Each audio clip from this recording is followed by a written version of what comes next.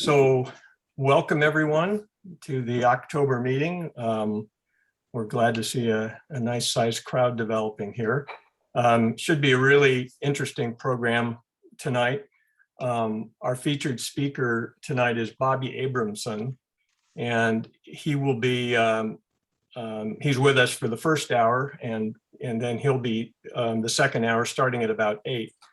And so in the first hour, we'll have a couple of short format presentations from Joanna King and Mark Fitzgerald, which I'm really looking forward to. And then we'll have our monthly photo challenge. Light and shadow was the theme this month. And so we'll be presenting that. And we've got a few announcements as well. And before I get to those, I just wanted to say welcome to, we've got 3 new members who've joined in October. Rob Sadowski, Joe Latch, and Daryl Parrish. So if you folks are with us this evening, welcome. We're glad to have you with us. So a few announcements. Wanted to remind people that Mark Fitzgerald's workshop, Learn to See Differently with Black and White, is being enrolled right now on the website under our workshops tab. That is going to be held on Saturday, October 30th from 10 a.m. to 1 p.m. And we've got pretty good enrollment so far. I think we've got 10 or 12 people. And so we're looking forward to that. It should be a really interesting workshop. Blue Sky Gallery, the community drawer, the PPF community drawer for August, that should be October and November, is going to be Don Jacobson and Pat Rose. So if you want to see some actual real prints, go down to Blue Sky and check those out. And also Andrew Greenhill is busy putting together our Blue Sky drawer schedule for 2022. And I think we're doing pretty well. We've got the first few months started, but he has a lot of openings from about April on. So if you're interested in showing your prints in our drawer at Blue Sky, or if you have no idea what Blue Sky is and you'd like to know a little bit more about it, you can contact Andrew, and his email is on the website on the members page. You can look up Andrew Greenhill and get his email in order to contact him. But it's a great opportunity to make some prints to show and have them in a gallery. This month on our website, we have 4 new members featured on our artist exhibition page. Steve Blair, Mark Fitzgerald, Rita Silem, and Susan Turner all have about, I think, 10 images each on the exhibition page. So make sure you take a look at that. Some really nice work there. I wanted to mention that the Oregon Society of Artists and PPF joint photo show is in the gallery at OSA until October 27th. And so if you haven't had a chance to take a look at that, I encourage you to either go down there and look at it if you're comfortable getting out in public. It won't be crowded. You'll probably have the gallery to yourself. And you can also view the images online, but it's a really nice set of images. And I wanted to point out that PPF members won most of the awards. It was a juried show. The juror was a gentleman named Mario Gallucci, who did a very good job. And we won I think almost all the awards. Rita Silem won Best in Show. Mark Danley won the first place. Bill Bailey was second place. Don Jacobson, third place.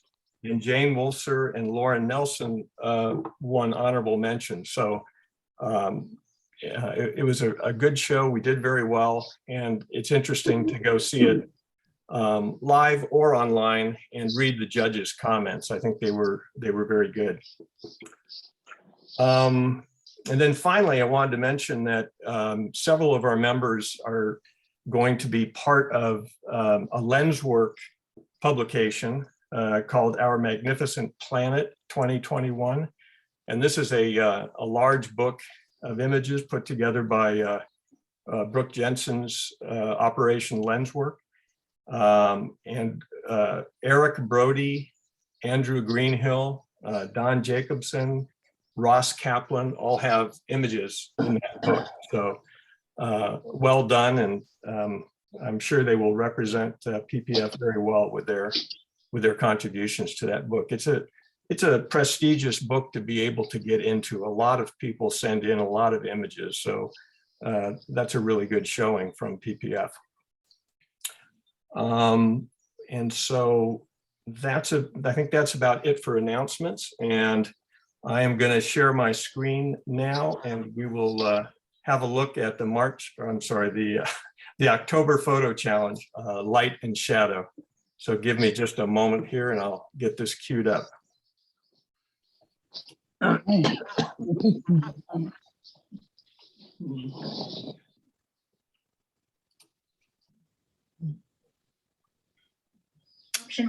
Let's see here. Something is not quite right. There we go. Hey, Doug, you might want to mention folks might want to put their screens on mute so as not to disturb the music or whatever you got going on. Yeah, you can view it if you want to just not have your voice, an involuntary voiceover during this. Go ahead and put your mute button on. And I will do the same here now that hold on just a second.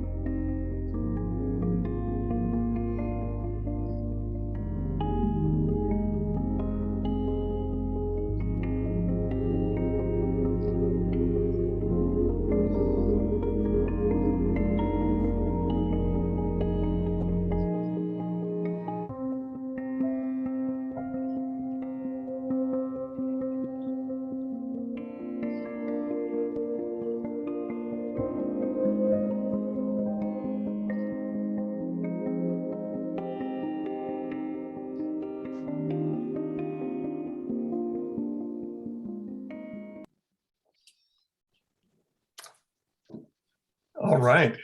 Thank you, everyone. Those shows are always really fun to put together. I'm always blown away with what people do with the themes and what a wonderful collection of images we come up with each month. And that was a really nice set of photographs.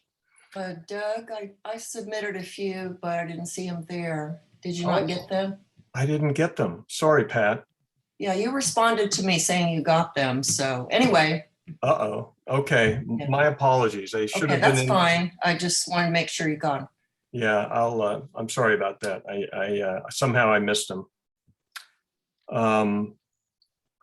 Was the sound okay on the video? I just realized I did not mute my mic. Did it sound okay? Yeah, it was great. Okay, good. Sort of All right. repeated itself, but you know. Did it echo a little bit? No, just play it over and over.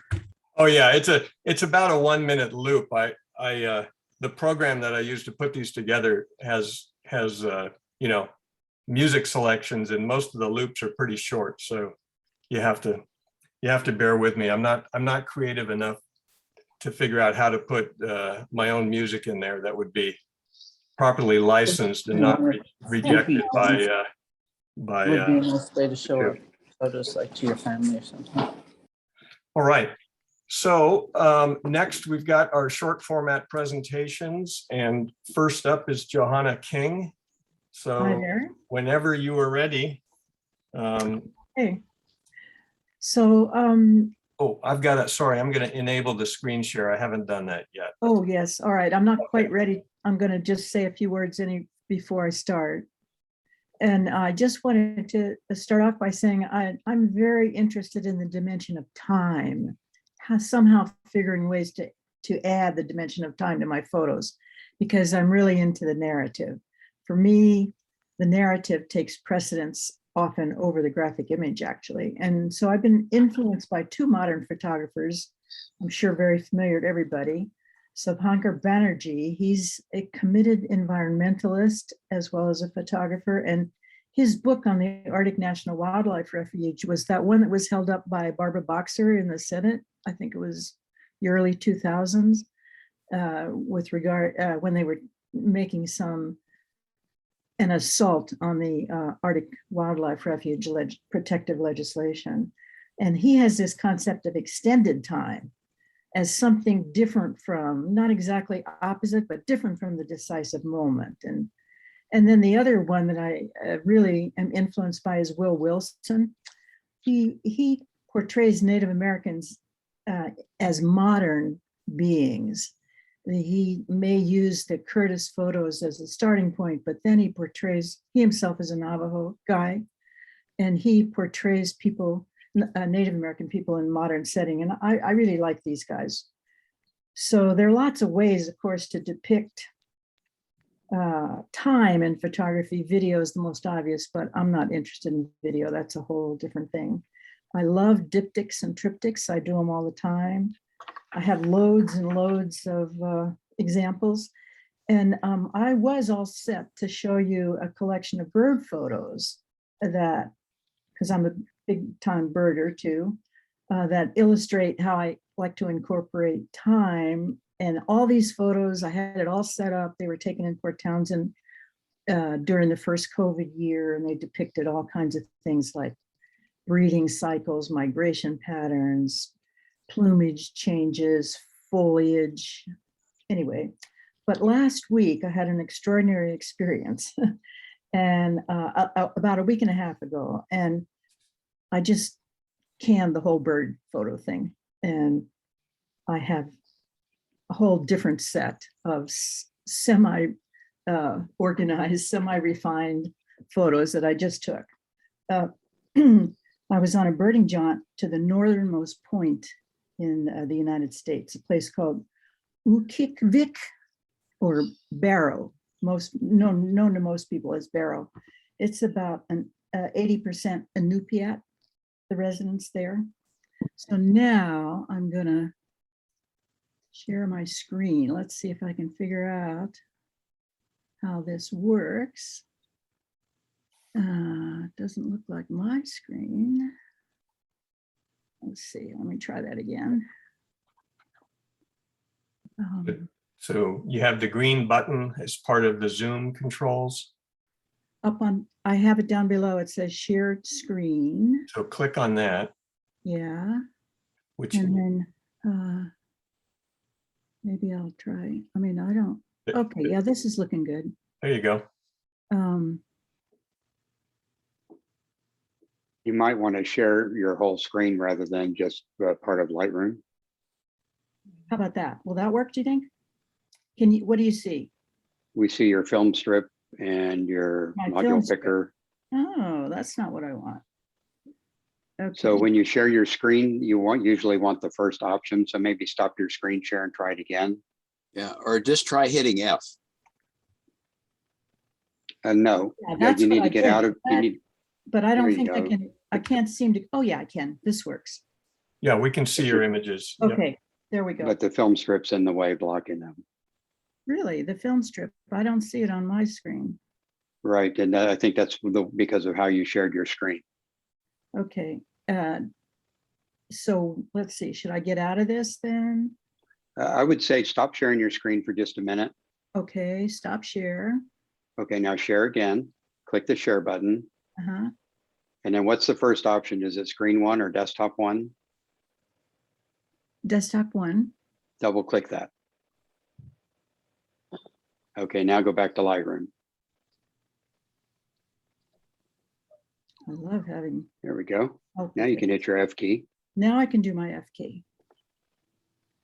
How's that? Perfect. All right. Always nice to have a professional instructor in the crowd, Mark. Oh, I man, do thank this you. with people just about every day. Thank you. I really appreciate it. Okay, so Barrow is a very barren place. This is a road, a major road. This is a sunrise shot. These are not what I plan to show you, but this is just to give you the context. We're looking north, 1,200 miles to the North Pole.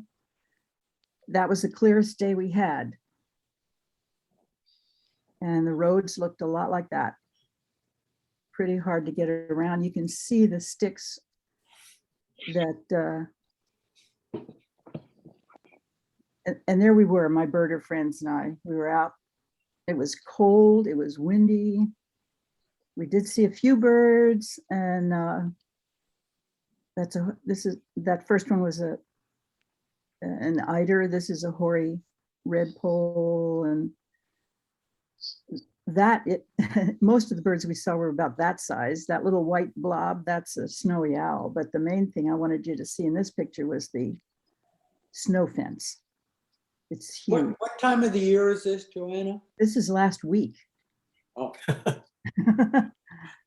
fresh. This is a lion's mane jelly, an Arctic species.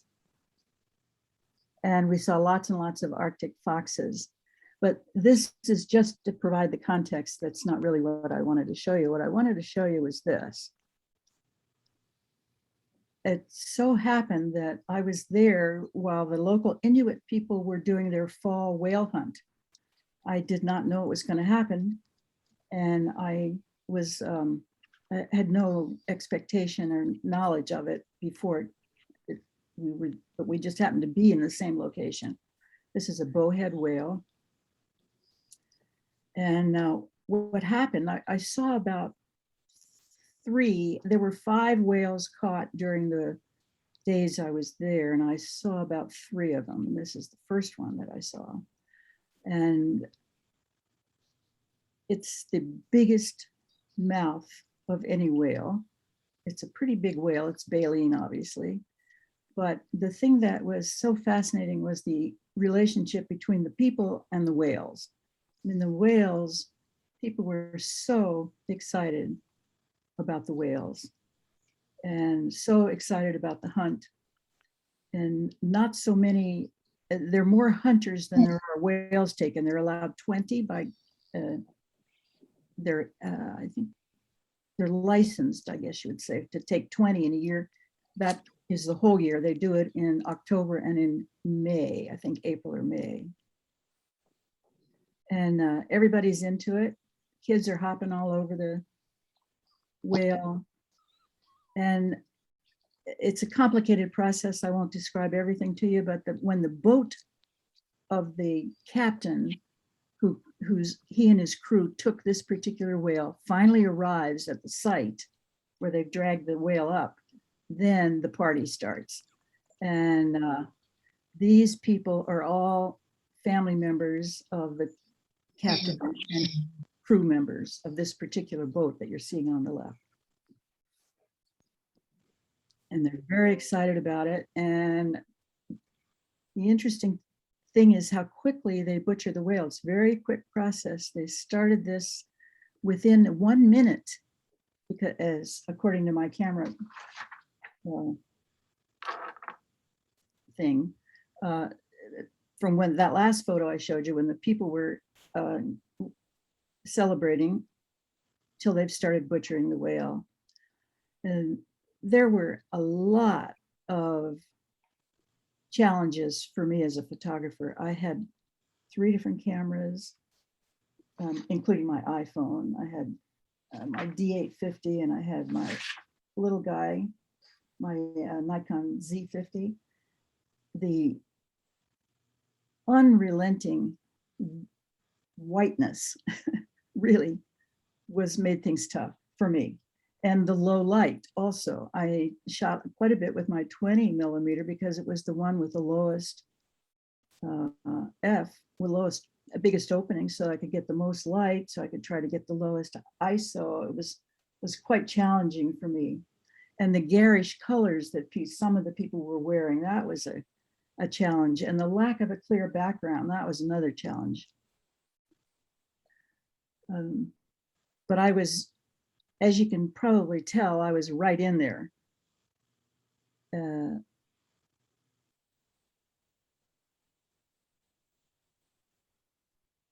they're moving right along. And it's a very much of a physical, difficult job. You can see how hard people are tugging, pulling, how many people it takes to haul these pieces of blubber. But everybody's into it and they're having a good time. They're very happy. They're very proud. Anybody know what this is? Whale's eyeball. Yeah, it's the eyeball.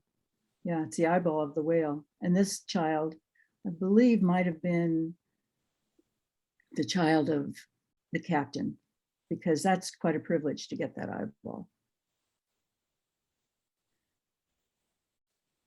So this is exactly 1 hour after that picture of all the people waving and cheering in front of the whale. In other words, the whole thing, they just did this they're so skilled at it. They do it so quickly. They have a very methodical way of going about it. And then the next day, we actually were out and saw this whale being brought out of the water. We did not see the boat bring it up, but as you can see, there's no pier, there's nothing there. This I like as a graphic image, actually. The baleen is so beautiful. The whale itself is very beautiful. The bowheads have this white chin. This is the sister of the captain who took this whale. And I don't have time to tell you all the whole process, but one thing that this I took with my iPhone, as you can probably tell, the colors are just a little, I don't know what, but I sure like these colors better. These were taken with my 850. Same person on the right there. That woman is on the right, and there she is with her nieces. I like doing portraits, so I take as many portraits as I can. I love seeing people talking, standing around. People were super friendly. They answered any questions I had. They would have answered a lot more questions, but I didn't have the sense to ask them. I thought of them after I'd left. You can see that it's anybody ever flinched a whale? It so happens that I have actually flinched a whale, so I know that they have to stop and sharpen their knives, even these great big knives, every few minutes, because the skin, which you can see is about an inch thick, is really tough. It's very hard physical work, and it takes a lot of people to get it done. And the people are into it from a very young age through these teens to these slightly older kids. The guy on the left, he was a very proud harpoonist. You can see the harpoon behind him going slanting and then going into the whale. That's an important part of the process of, they have to make sure that the whale doesn't sink, obviously. And so that's part of that process. Woman on the right, she was the only woman that I saw involved in any of the activities, and we talked about it. And she's taking down the names of everybody who's at the event and figuring out who's going to get what, which part of the whale.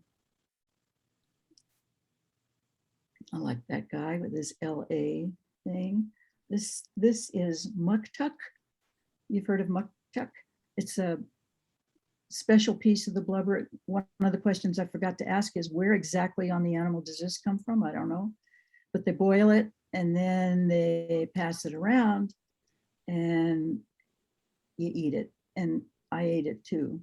And it was, I would say, one of the more interesting experiences. I like this guy. He was a captain on one of the boats.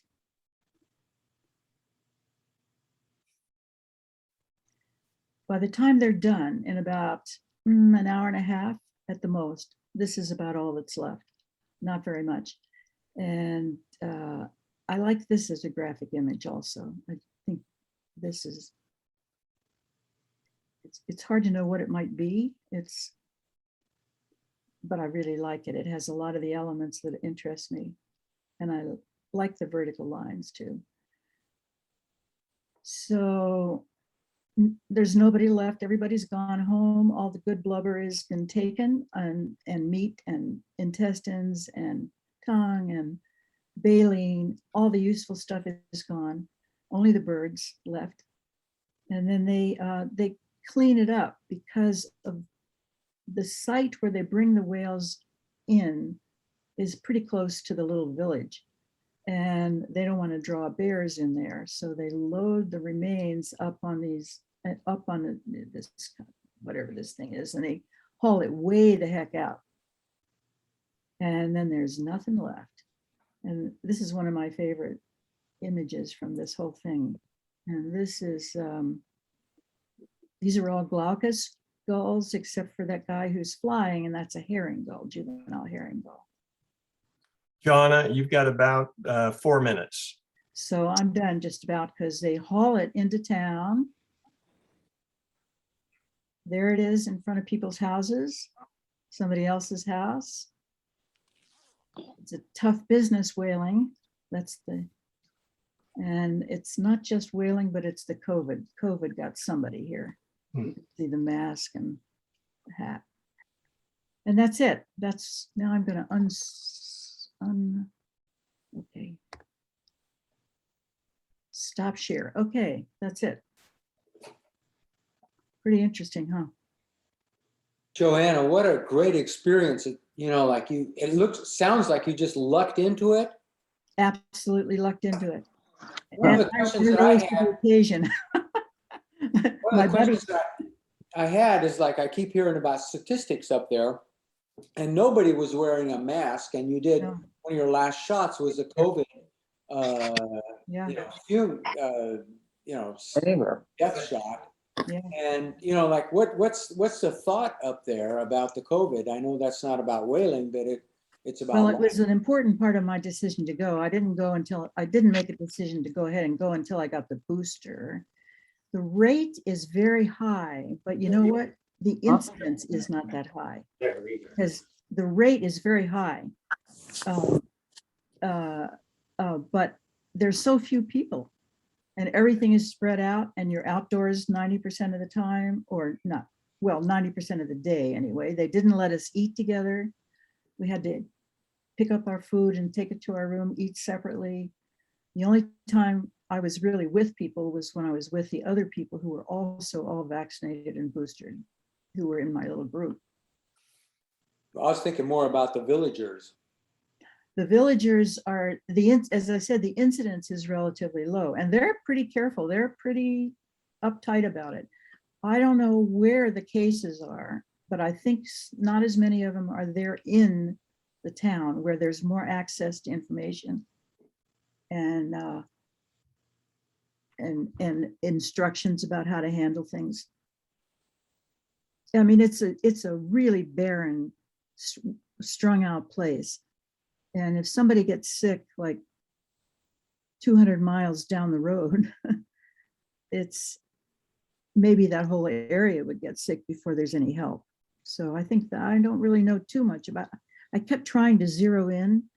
I could only get the North Borough, and that's a very large area. I could only get statistics for this very large area. Time for maybe one more quick question for Joanna. Anybody? Johanna, did your group fly in there or did you drive from Fairbanks? Oh no, we didn't fly from Fairbanks. I mean, it is a long way to Fairbanks. We flew from Anchorage. Mm-hmm. And there are flights out from Barrow to other little towns occasionally, kind of as an ad hoc kind of thing. It is very, very remote. One of the things that you said is like, you were talking at the beginning about time. And so the whole presentation, I was thinking about time on this. And I was wondering what your takeaway was from your experience there. Well, my takeaway on the time thing is that they've been doing this for 1,500 years. They have their archaeological finds that date back that long. So these folks have been doing this kind of thing, not in motorboats, but in one form of boating or another, or on the open ice when there is a pack ice in the spring. And a lot of the traditions have persisted. The way the whales shared out, the provision to people in the community, the not wasting, the involvement of all the generations in the process, and unfortunately the misogyny also, only the men are involved. But I felt like it was a very, the time was represented in a lot of different ways for me. Even the time between when the animal was first hauled up, and when the butchering was finished, it was so fast. Well, Joanna, thank you very much. That was really, really interesting.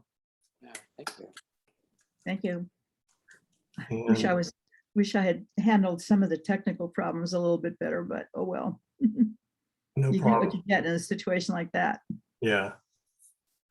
So next we've got Mark Fitzgerald. Mark, if you're ready, you can go ahead. Okay, I'm ready. So what I'm going to be sharing with you is a series of photos that I've been working on for many years. And it wasn't really intended as a series. It was just me photographing something that I'm interested in. So when I first moved to, everybody can see my screen okay? Yeah. Yeah. So when I first moved to Southwest Portland, I learned that there was a place called Alpenrose Dairy right around the corner from me, less than a mile away. And as somebody who grew up being really interested in bicycle racing and being on a racing team when I was in high school, and bicycles have always been part of my life, I was really infatuated with this velodrome that's at Alpenrose. It's one of 30 in the country, the only one in Oregon, and it was a mile away from me. So I started going over there 15 years ago, maybe a little longer than that.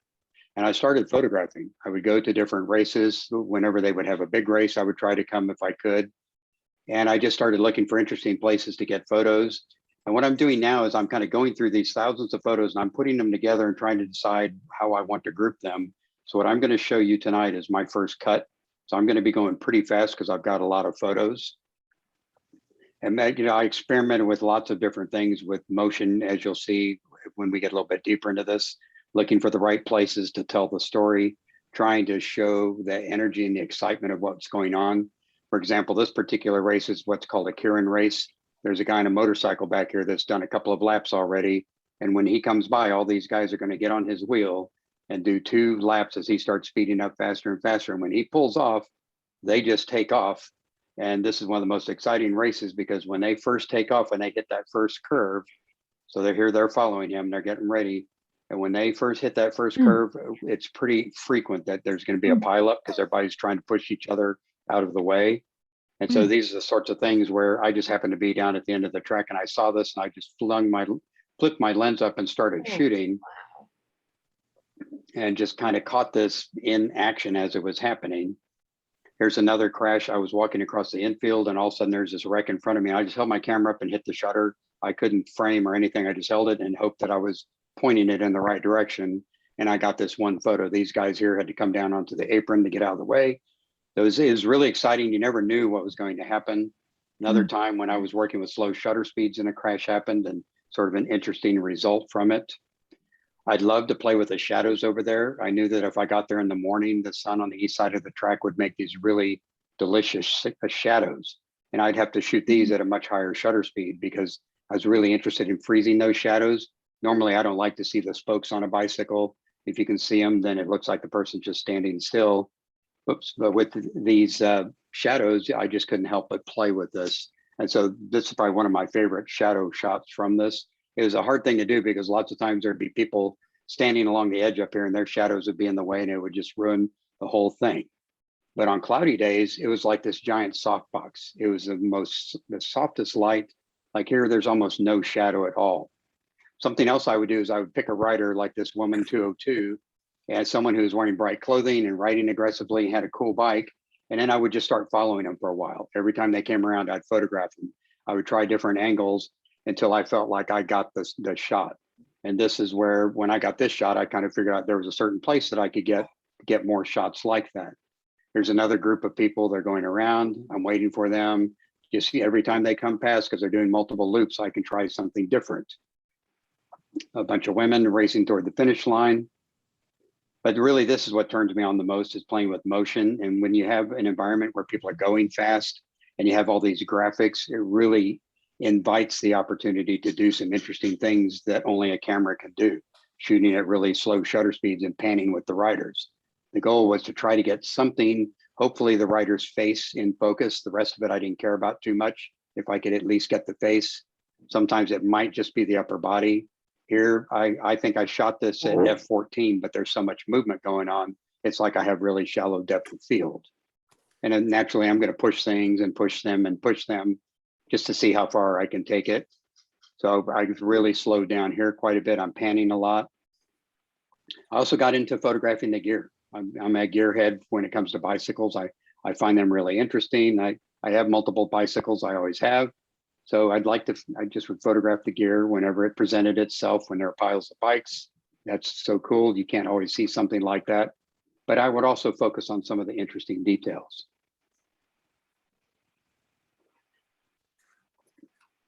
I do some behind the scenes because there's so many interesting people who come to these races, not only the racers, but the family, the support group, just neighbors who would hear the race and come to it because it's right here in the middle of Southwest Portland. Lots of photographers there. It was a real popular place to go. Riders waiting for something to happen. There's lots of waiting when you're a rider.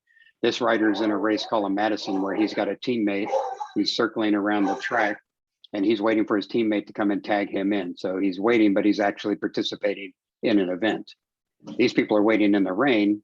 Usually on a rainy day, they don't race on the track, but there's another kind of racing that they were doing at Alpenrose, which is a lot of fun to photograph, and that's cyclocross. It's a type of racing that was developed in Europe so that the European racers would have ways to stay competitive and in shape during the winter. So most of this riding is done off-road. You won't see any mountain bikes. These are road bikes that are modified for going up these hills. And there are always technical things that the riders have to dismount and climb over. So I would position myself at the top of the hill, try to get the expressions of people as they came up. This was always one of the really popular obstacles that the riders had to go up, and it was a difficult thing to photograph because there'd usually be a lot of people standing in the way. There's so many spectators at these events. But the beauty of being a spectator at these events is you can get right in there with these people. As long as you're respectful and keep your distance and stay out of the way, you can have opportunities for all sorts of photography. I always also found it interesting, all the different people who would race there. Lots and lots of women racers. I was amazed at the size of some of the women's fields. Lots of children. Every big event would always start off with a kids race. If it was on the track, it was called the Kitty Kilo. When it was a cyclocross race like this one, it was called the Kitty Cross, and it encouraged kids to be part of the cycling community. This particular race here had 1,400 people registered to race in all the different divisions that they had over 2 days. You couldn't park a car anywhere near Alpenrose for several blocks. There were so many people participating and watching this race. And so it really brought the community together a lot. And for someone like me who loves photography and loves bicycle racing, it was the opportunity to get out there and really tell the story about what these people are doing and see if I could capture some of those incredible moments. Here's some more where I'm playing with motion again. And this is a good place to play with motion because there's a house across the street and cars, and that's so distracting if you shoot much slower and really get it in focus. And so naturally, I'm just going to keep kind of pushing the motion, slowing my shutter down, panning hard, getting really close to them with wide angle lenses. I think this is a 24. I have one in here that was shot with a 17. So, and those are on full frame cameras. So just panning and trying to get the background to be really interesting, capture the motion and the action. This one, I'm really close to this person. I was standing right on the apex of his turn. A little bit of blood on this person. This was with the 17 right there. And then also lots of times there's all this distracting stuff in the background. Working with motion just makes all of that a graphic element instead of people and product and all this stuff in the background. And then pushing it a little bit further just to see what will happen. Ooh, I like that one. Thanks. I would also sometimes just focus on different things. Like a couple of times I focused on the feet and the gears and the wheels, and I would shoot it at a slower shutter speed because I'm trying to get that feeling of motion. The name of this event, it's a series that's throughout Oregon, and only the first weekend was always at Alpenrose, and then there are races in other places. And the socks that this person is wearing is the logo for the race. It's called the Cyclocross Crusade. So you'll see that logo all the time at these races.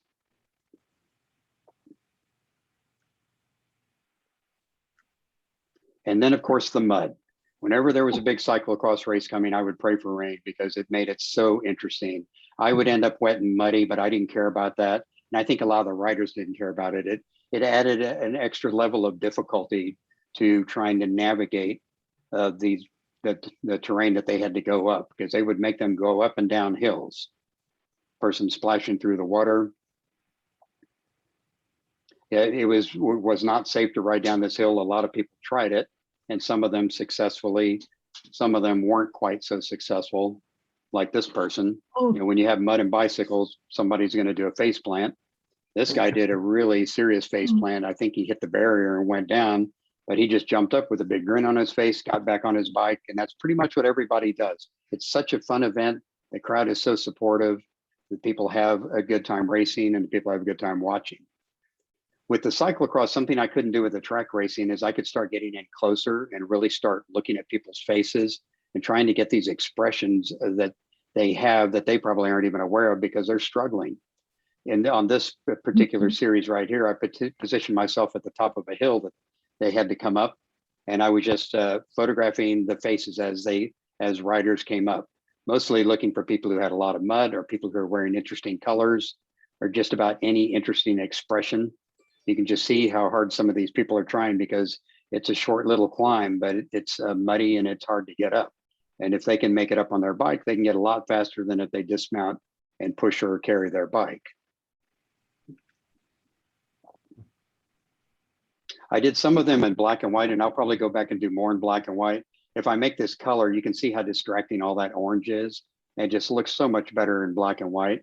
The same thing with this one. This guy's orange jersey just jumps off the screen, but in black and white, I can really focus on the people's faces. I'm tempted to do a lot of it in black and white. I haven't decided yet because not all of it works that way. So I may do some in black and white, some in color. This one is always going to be in color because it's got the two most important elements of cyclocross, which is mud and blood. It really is kind of the epitome, the look on the guy's face. And of course, at the end of one of the cyclocross races, there would be a lot of mud. I wouldn't have quite this much on me, but fortunately, these guys could wash off their gear a lot more easily than I could wash off my gear. I went by Alpenrose today because it's about a mile away from here. And this is what the track looks like now. Alpenrose was bought by another company and they've shut everything down. There hasn't been any racing there because of COVID. Racing stopped a little earlier, but it won't be resuming. I don't think it'll ever be resuming. There's a movement to build a real velodrome in town, which by that I mean one that's indoors with wooden floors.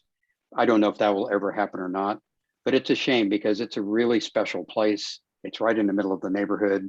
I had so many interesting experiences.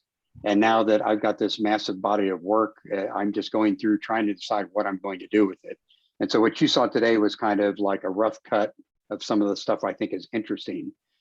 If anybody here is interested in photographing cyclocross, just because Alpenrose closed doesn't mean cyclocross is going away. There will be no more track racing.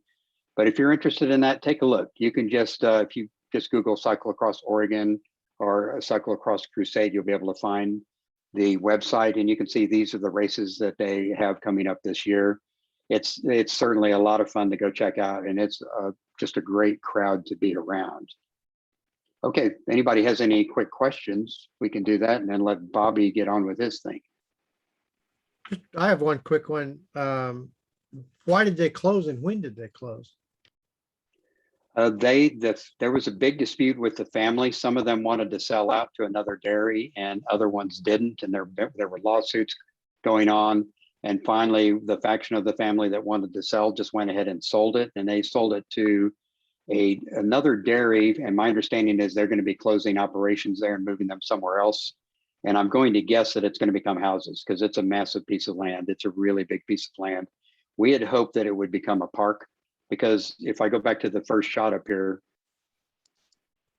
there are baseball fields. This is where the Little League World Series was and the Softball World Series. There's a midget car racing track right here. There's Dairyville, which is a village over here that had Santa would be here every year.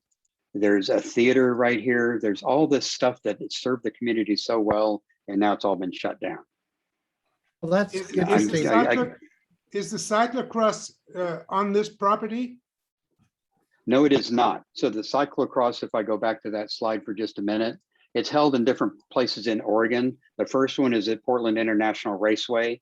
Then the next two are going to be in Cascade Locks, Rainier High School, another one at Portland International Raceway, and then the finale is at Barton Park. Well, and I believe meant that's near the the ones coast. that you photographed. The ones Oh, you the ones, photographed. everything I photographed was on the grounds of Alpenrose. So yes, all of this was photographed at Alpenrose.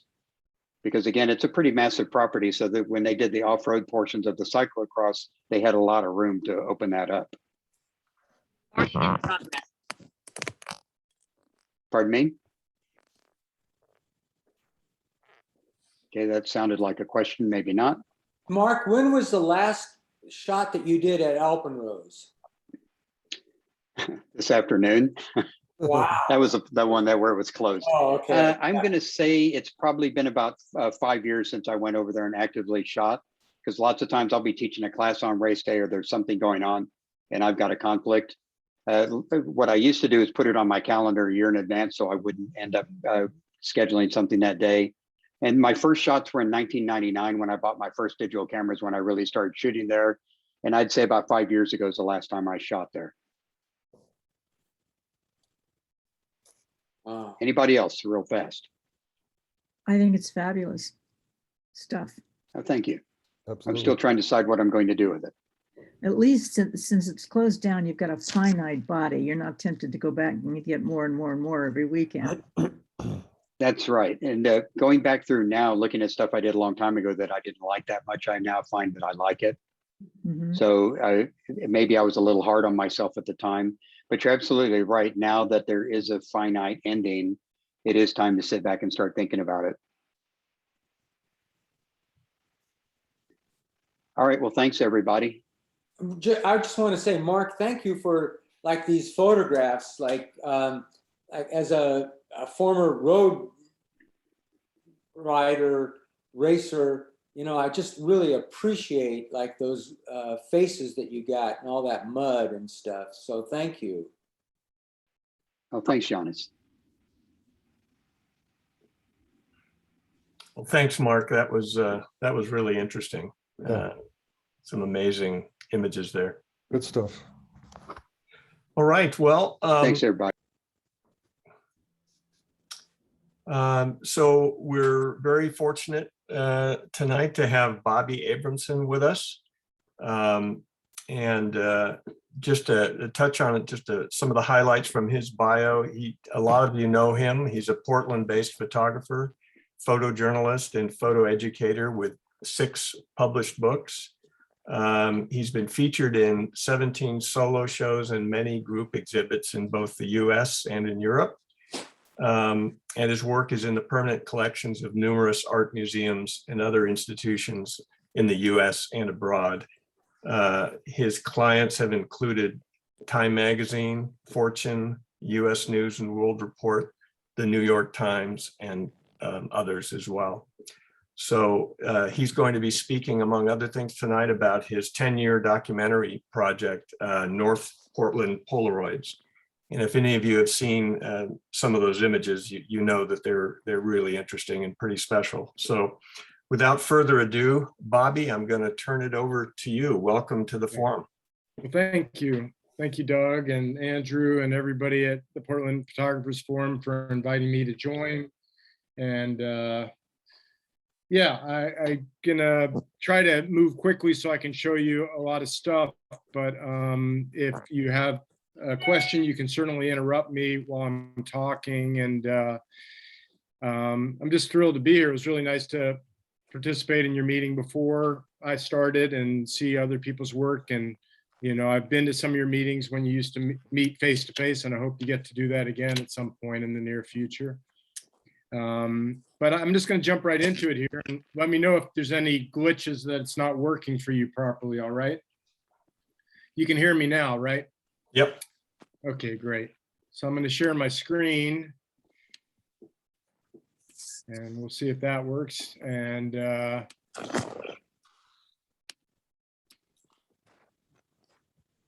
so I'm going to start off just talking a little bit about kind of background of what motivates me and my work in general, and then jump into showing you some of my work. So you're getting this full screen now, this slide here? Yeah, it looks good. Okay, it may be a little pixelated, some of the images, but this is by Dwayne Michael, and it's, I can just read it to you.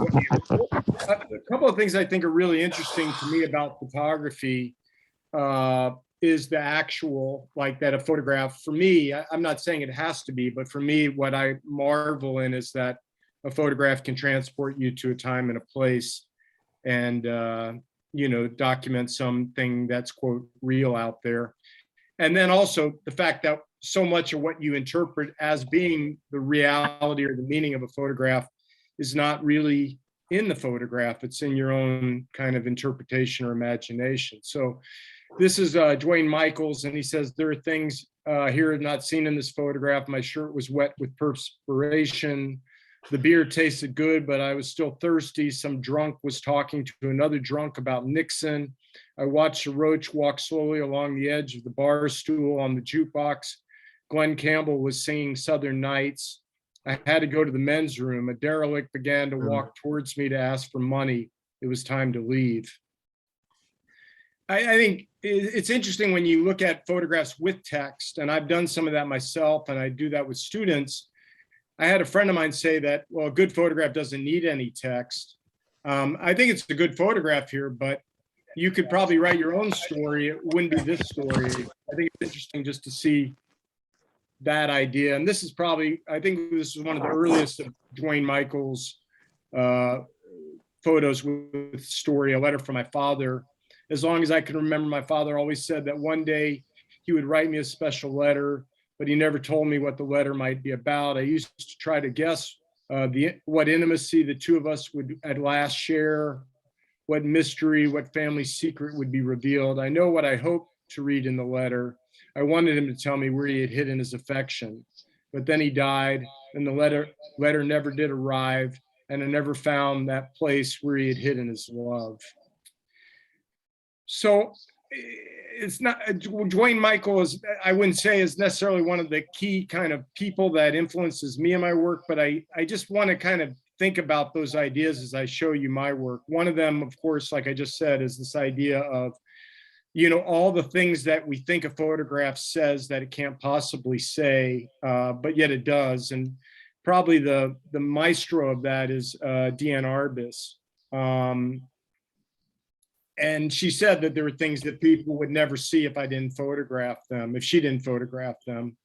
And I think that's definitely true. So this idea of the things that people wouldn't see, and then of course the stories or the meanings that we write in a photograph. With Arbus's work, it's so much about, not just about the people in the photographs, but the closeness that we are to them and the narrative that we invent when we look at her work. You know, did she sleep with this guy? I mean, it's like an obvious question that I ask myself, you know, why does he just have a towel on and he's in bed? And so many people are in their beds in Arbus's work, or they're naked. And then there's the theatrics of it too, which I think is so much kind of wired into portraiture, even candid portraiture and street photography, is the performance that people give you when they present themselves for the photograph. So I would say that Arbus and Robert Frank, that I'll get to in a minute, are probably my two key influences in my career, but there's many others. Somebody who I think influenced Robert Frank and so many photographers is Paul Strand. I've read an account of many photographers who said when they saw this picture, it just kind of shook them to their core. The closeness to this blind woman and the visible sign of the word blind and the tag on her shirt collar that's probably some sort of license for the city to be on the street begging. Again, all the stories that we invent. This is another really kind of evocative Paul Strand photograph. And, you know, the other thing that I think about when I think about photography is the poetics of photographs, and that idea that somehow a photograph could have all this kind of implied meaning or emotional affect, when all it really is just light and shadow, and, you know, in black and white, it's not even color, it's just frame and, you know, tones and shapes and things. Obviously, Cartier-Bresson, you know, for the idea of the moment coming together in the frame, and that idea of the decisive moment. This is like one of my favorite of his images. It's just so surreal and bizarre. And I could also imagine him sitting there shooting it again and again, waiting for that guy with the top hat and the big belly to kind of go through that mid-range there. I'm just going to keep talking. You know, I'll have at least some time in the end, definitely, to ask questions as well. I actually like Andre Cortege better than Cartier-Bresson. I feel like his photographs have equally the sense of the composition in the moment, but somehow there's more of a feeling for the people in his work. And that's what is something that definitely motivates me in my work, is a feeling for people. If I weren't photographing people or things that relate to people, I mean, I've definitely photographed some landscape and abstract things, but I'm very drawn to the idea of the stories that we write about a photograph. Another person who I'm, I think very much influenced by and admire greatly is Walker Evans, and very different approach than Robert Frank or Arbus, but in some ways it's the same. It's presenting you with the facts of a subject and then letting the viewer add all the meaning. This is just an amazing photograph by Evans in Cuba with the eyes looking out from the magazines. The facts. Yeah, I mean, Evans' approach was just put the people in front of the camera and let the photograph do all the rest, just show you what's there. Martin Chombi in Peru, when I discovered his work when I was traveling in Peru, I like some of the most haunting portraits I've seen, and that's what excites me so much, is how a photograph can have that kind of emotional, like supernatural quality. I mean, I don't assume that everybody sees that when they look at a photograph or this photograph, but it's the quality of light, it's the moment, it's the choreography of the moment, it's the meaning of the moment. Gary Winogrand, maybe less so. I think sometimes his pictures are more kind of like just about catching a moment, but sometimes his photographs have both that kind of Cartier-Bresson composition and moment, and like a Robert Frank, Andre Cortege kind of meaning, like that guy in the wheelchair on the side and the woman with the hat on the right, the juxtaposition, the little boy looking towards us, maybe at the guy at the wheelchair, the reflection. And then this one, which always just haunted me greatly, by Gary Winogrand, that expression of that person on the ground there. When I think about my Polaroid portraits, then there's a couple photographers that really kind of I was inspired by in particular. One is August Sander, and just that idea of catching people in their natural life on the street, but trying to capture everybody. I mean, Sander was obsessed with trying to get every kind of person he could. And when I go out and photograph, it's not like there's a limit. It's the idea that it's limitless, and I'm like an insatiable appetite, and also just the elegance and the poignancy and the sense of time and place that Sander has in his photographs, I think is just marvelous.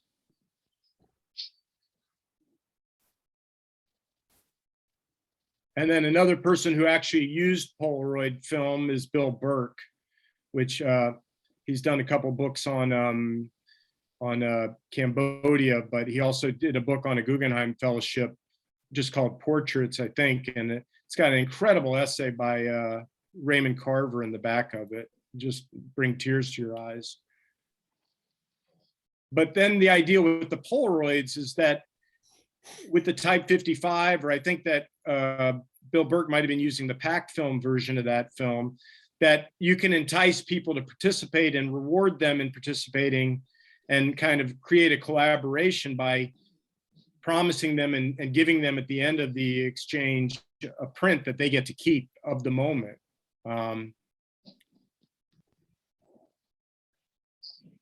And there's a lot of other people I thought about. I mean, I could list a long list, and you could ask me that at the end. There's hundreds of people that have influenced me, but then I guess, yeah, Robert Frank, when I saw this photograph before I went to Peru, it's kind of like what I set out to find when I went to Peru, the magic of it, the kind of feeling of being almost dissolved by the moment, like escaping into the ether is one of the two strains in my photographs. One of them for a long time was to get away, just to kind of get away, be alone in the landscape.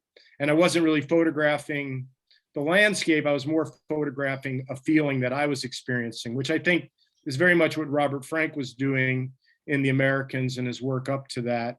And what this photograph by him of the barbershop, where you see sort of his own shadow reflection on the screen, something that really inspired me. The idea that it's really not a photograph of the world out there as much as the world out there as it reflects how I feel inside of myself. And so these are some of the themes that I just wanted to kind of throw out there as I jump into my work here.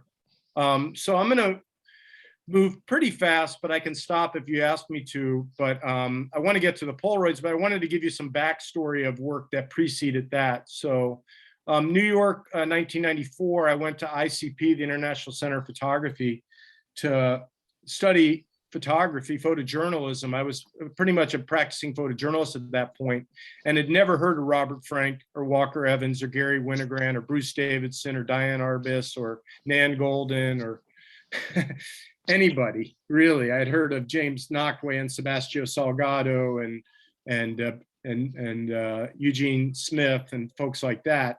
And then they held up these people like Robert Frank and said, those are the real photographers, Larry Clark, because they're photographing from their gut and they're not photographing based on an idea that they had preconceived. They're just capturing the feeling of the street.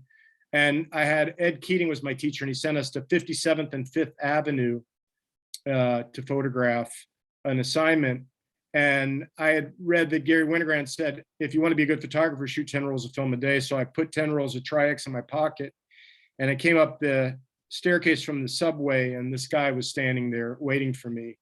And I've always called this photograph the New York Devil, and I kind of jokingly, hopefully jokingly, think that some point at the end of my life, this guy is going to be waiting for me to collect my soul for kind of the transformation that occurred at that moment. Because after that, it's like I could have shown you work before, but it's all kind of a little dry and editorial and photojournalistic. And I continue to be a photojournalist for another 10 years after that point, at least. But then I photographed a lot more intuitively and impulsively. And I had a rule that said, if you have an impulse to take a picture, you have to take it.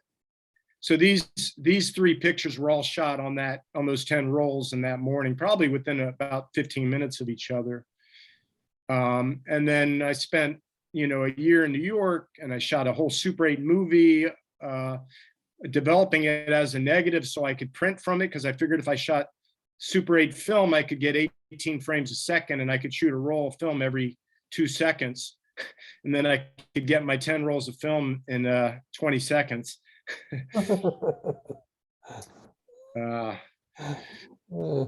Yeah, but then I wound up making a film out of it. And it's somewhere up there if you want to go to my website. I think there's a link on the YouTube and you can watch it.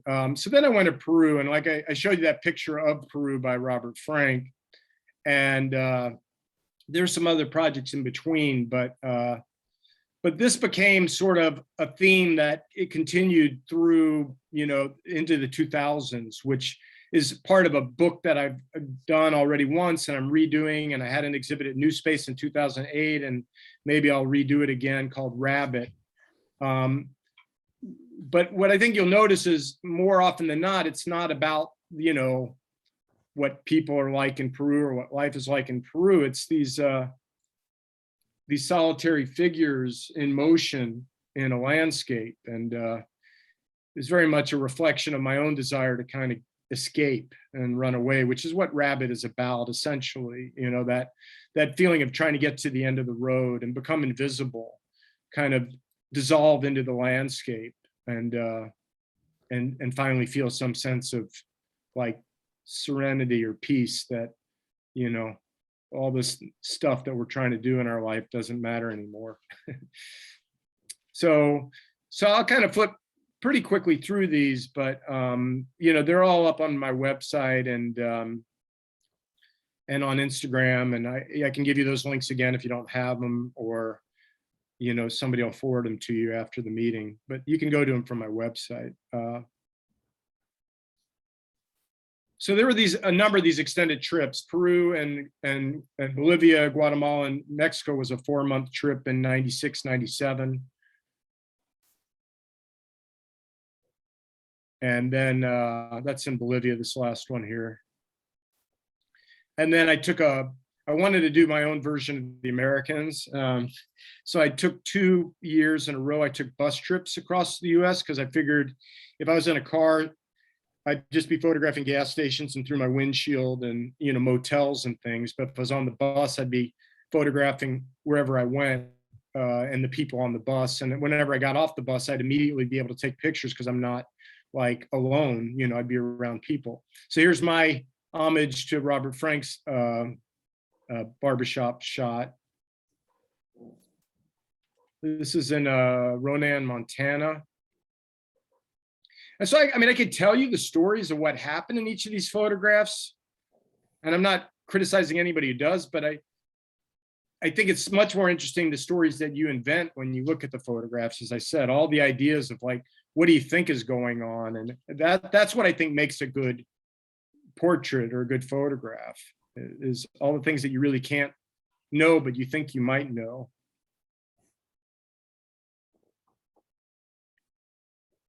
This is in Yuma, Arizona.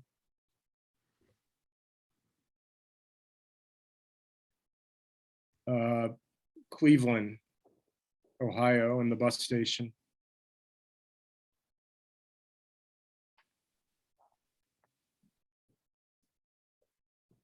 That's Atlanta, where I'm from. I moved a little, so you know a little more of my own backstory. I was a history major at the University of Georgia, and then I took a photojournalism class. This is on the bus in Montana. And I got started in photography. So it was also through my interest in history, and I moved out to Portland in 2005, and I've been here since then. So this is before I moved. This was in 2000. This is in Montana. So I was going to do this book, and I shot in black and white, and I finished, and I only had about 25 photos, and I felt like I hadn't done enough. I mean, I traveled for 3.5 months, and I shot 100 rolls of film, but I had the plan next year to do it again and wrap it up.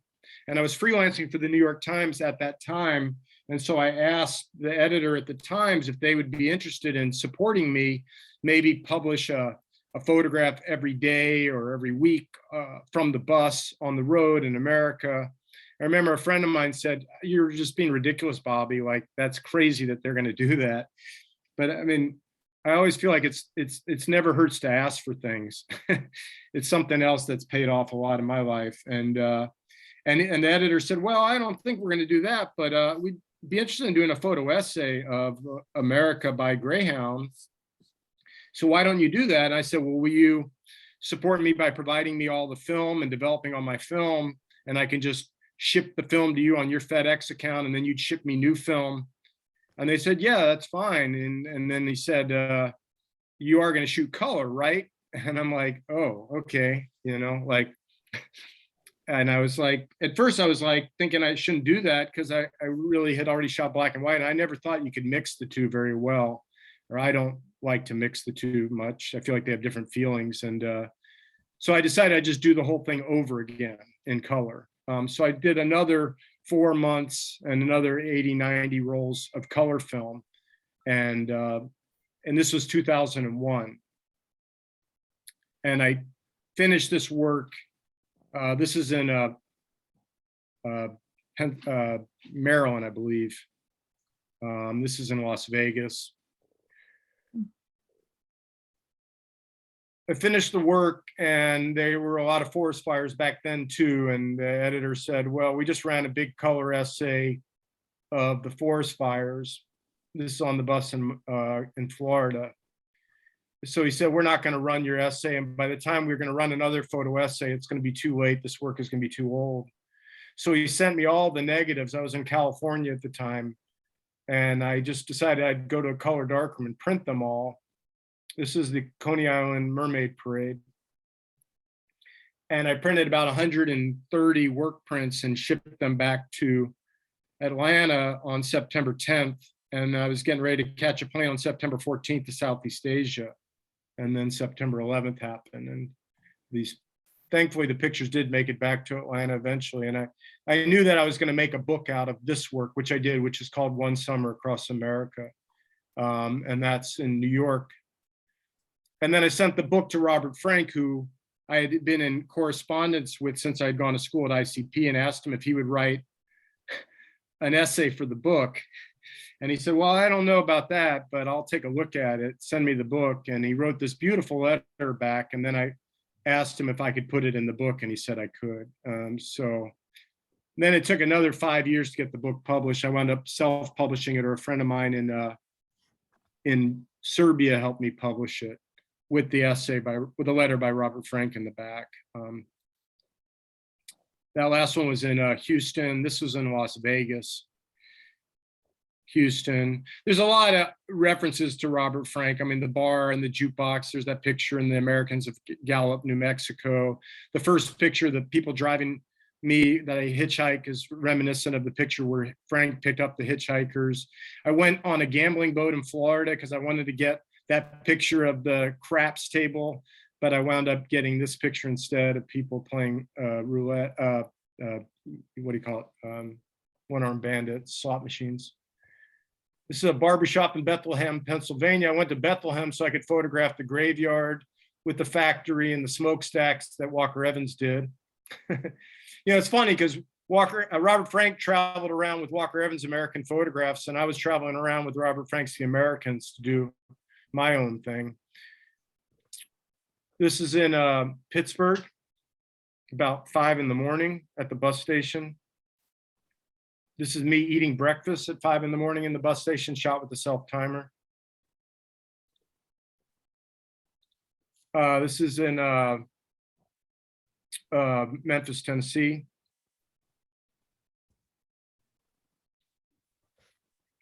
Kent, Washington.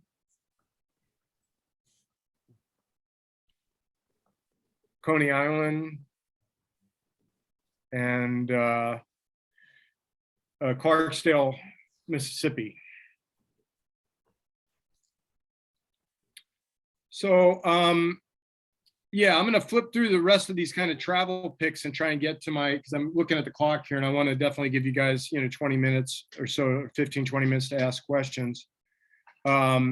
This is when I went to Southeast Asia after I caught the flight on September 15th to Bangkok, and I spent 6 months in Southeast Asia. So it's back to my rabbit story again, in a vehicle going down a dusty road to nowhere. That first one was in Laos. This is in China. This is in China. This is like a perfect example of like a photograph that doesn't have any people in it, that I almost didn't include because it doesn't have any people, because it's like too pretty of a landscape photo, like I'm always wanting the picture to have people. It's like, I remember my teacher in photojournalism class at the University of Georgia that said, if you don't have a person in the picture, it's not photojournalism. This is in Laos. This is in Laos. They're asking me to take their picture. At least that's what I think they're doing. I like that. Thanks. This is in Bagan in Myanmar or Burma. This is one of it's called Prayakan, I think. It's one of the ruins in the Angkor complex in Cambodia. This is also near Angkor Wat in Cambodia. So these are all shot 35. Up until 99, I was shooting with like a Nikon, and then I switched to Leica that my parents bought me. So it's all 35 and Tri-X, although in Southeast Asia, I was there for 6 months. I started shooting some very strange films. Was like the only film I could get there. This was like shot with Orwo or something like that. This is in Sapa, Vietnam, or outside of there, up in the the wilderness. So this is an interesting project that kind of relates to my North Portland Polaroids. In New York, when I was going to grad school, I went back to New York in 2004, and I got my first digital camera, which is just a little point and shoot like Canon G2 or G3, something like that. And since I was going to school and I was busy all the time, I decided I'd just photograph people while I walked by them on the street. And I called the series Passing Glances originally. Sometimes I'd pass by them and they'd be in a store window too. And I had a little swivel display so I could steal their photograph. And I actually met Robert Frank then. He told me in his letter that he wrote that was in my book, he said, if you're ever in New York, let's meet. So I called him up when I was going to New York, and I finally got up the courage to show him this series. It was like the first thing I had shown him. This was before I had put the book together, actually, or maybe I'd put the book together, but I hadn't published it yet. Anyway, it was maybe the second thing I showed him. And Robert Frank said, I hate this work. And I was like devastated. I thought, I'm just going to quit right now. And I'm an awful man for doing this. And then his wife said, well, Robert, you really should tell Bobby why you hate the work. I mean, you owe him that at least. And he said, well, you're just killing them. You're just shooting them like indiscriminately. Like you're just walking past people and shooting them. And I thought, well, yeah, I am. So then I changed the name of the project to Street Muggings. And then I kind of zoomed in on just these tight pictures with that kind of feeling. So it's kind of the coldest, most kind of predatory project I ever did in terms of street photography. But again, I didn't really think of it as being like exploitative of them in the sense that, I mean, it's always exploitative. I just want to make that clear. I always think photographing somebody else is an exploitation, you know. I mean, if you're going to use it and say it's my work, then, you know, you're exploiting their image for your purposes. But I also felt like they were reflections of how I felt about New York. I mean, New York to me feels like the kind of place where you have no privacy and you're always being watched. And these people are me again. So then after that, I went to the Republic of Georgia, and I'm gonna just kind of flip through these really quick. I taught there, but this is more of the rabbit kind of theme again, maybe a little more interacting with people than before. I was teaching there, a student that I had I went back and taught at the International Center of Photography, and a student that I had there invited me to come teach at a school that she was going to in Tbilisi. And so then I spent a month there and traveled around some and took pictures in not just Tbilisi, but at Batumi at the Black Sea, and also up in the mountains near Russia, in a place called Kazbegi. These were in Batumi. This is up in Kazbegi. That's back in the Black Sea. And then just a couple quick ones from Oregon. So I moved out here in 2005. This is Bagby Hot Springs. You might recognize that. And this is actually in Santa Fe, New Mexico. I went down there for my parents. I had a 50th anniversary vacation with the kids, a couple that I met in a park. This is in downtown Portland, outside underneath the, at the bar Ringler's, underneath the Crystal Ballroom. Shot through the window at night. And then this was just in a park in Portland somewhere, somebody playing with their kid. Oh yeah, and then I forgot, yeah, I did a project with Lisa Wells where we photographed small towns in Oregon. And these were the first pictures that Julia Dolan bought for the museum. So there were like 3 that she got. This one is in Mitchell. And this one is in Fields. She didn't get this one, but this is in Fields, Oregon. Actually, Denio, Nevada, right across the border from Fields. This is in Fields, and this is in Mitchell also. All right, so with the time I have left in 15 minutes or so, and correct me if I'm wrong, but I have like till 9, but if I stop at like 8:45, that'll give people time to ask questions. Is that right? Am I going too long, or is that, I'm timing this well?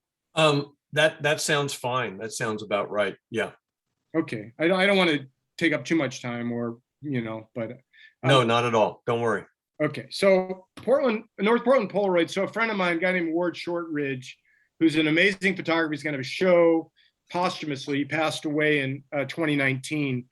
But he was my best friend, and Ray and a number of other people know him that are here tonight.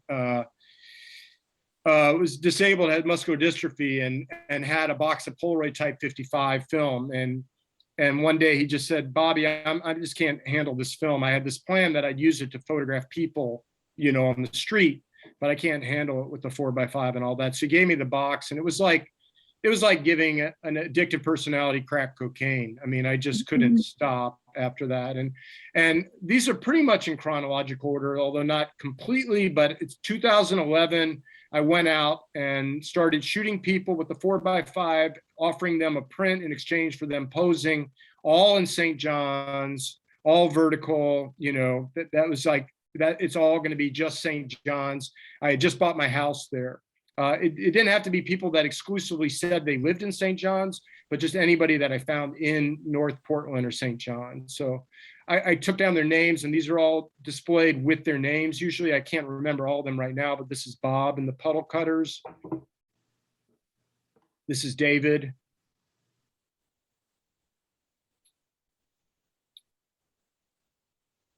This is Jason and his parrot, Oscar.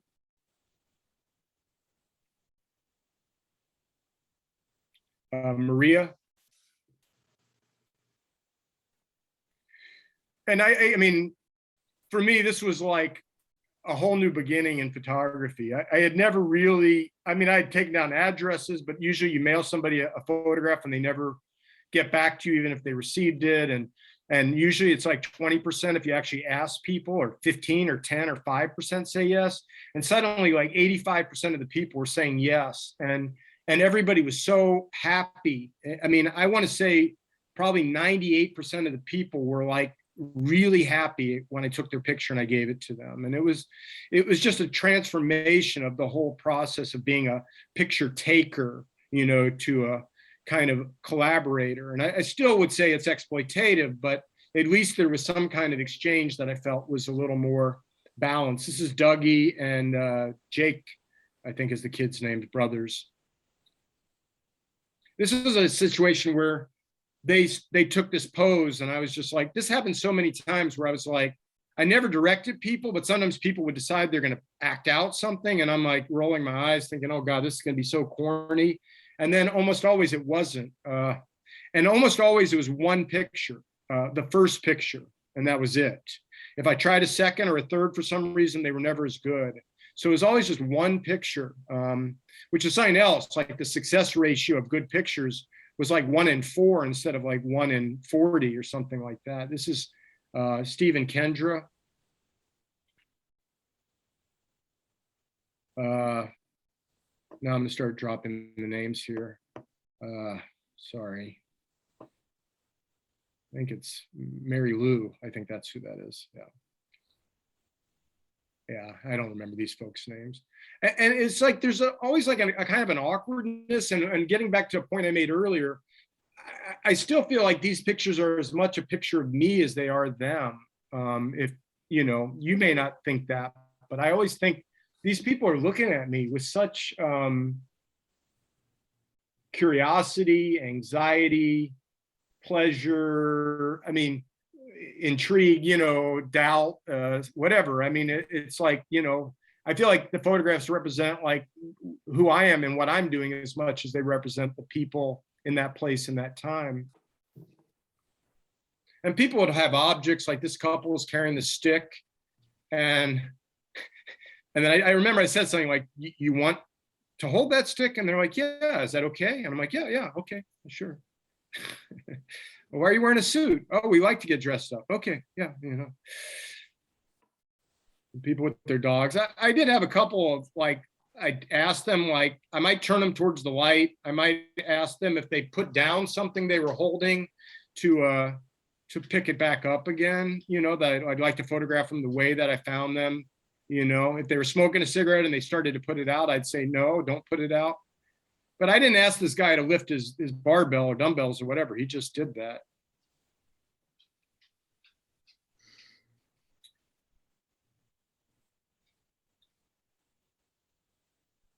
So these are kind of chronological. We're getting up in about 2014. It started in 2011.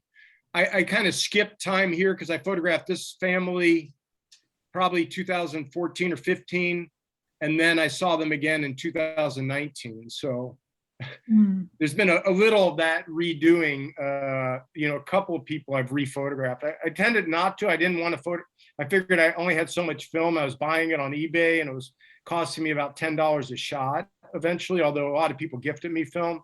But I had a couple of rules. I wouldn't normally photograph people twice, but this is not twice. This is like 8 years later. And also I would never say no if somebody asked me to photograph them. I didn't, I did kind of pick out people that I wanted to photograph, but I try to mix it up. If I'd done a lot of white men, I try to find women, or if I've been a lot of old people, I try to find young, try to find different races and orientations and all that sort of stuff. Those guys take their own shirts off, Bobby? Yeah, they were all posed, and then the guy in the front left, actually the guy in the middle, he said, we need to take our shirts off. And and it was a situation where I was like, oh God, this is going to be so ridiculous. And it was actually perfect. You know what I mean? These are my neighbors' kids.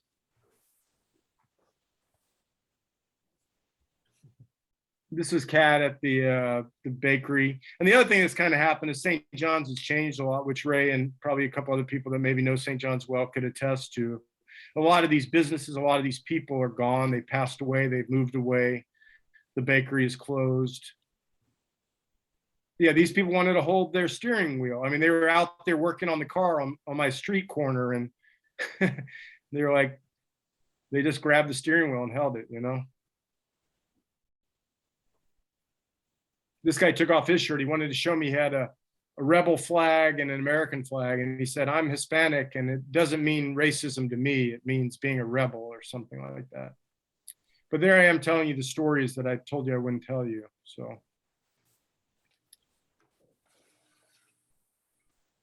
But I'll just flip ahead and then, kind of keep an eye on the clock here. She bought a bunch of those scratch lottery tickets.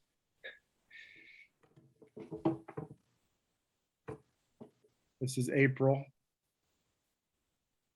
down by the bridge down in Cathedral Park. These guys are out on Fezzidan.